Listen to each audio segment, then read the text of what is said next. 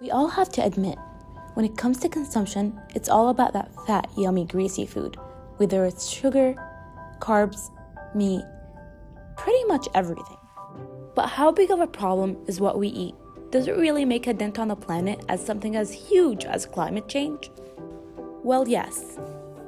If you eat food, you're responsible for over 25% of the global carbon emission.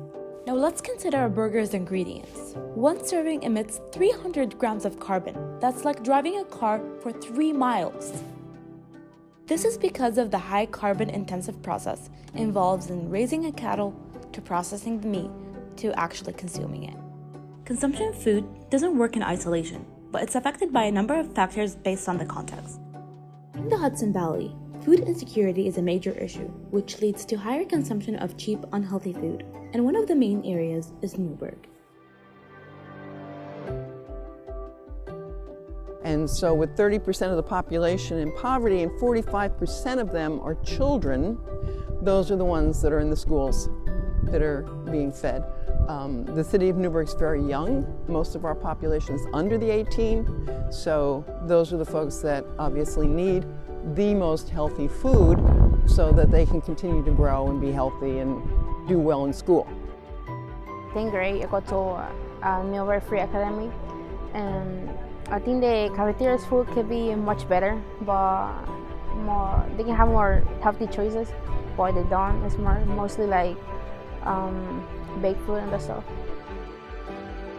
So the farms themselves, there are, I think, opportunities for variable pricing for farmers to grow for a district, certain things.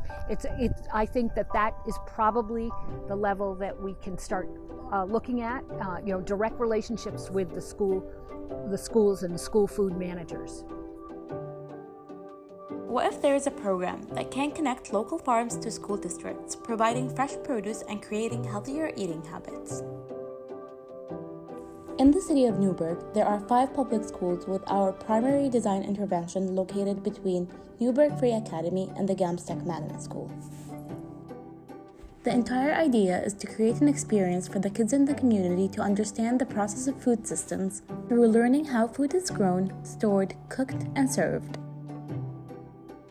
The program functions around a central kitchen with dining spaces located on both ends to view the preparation of food.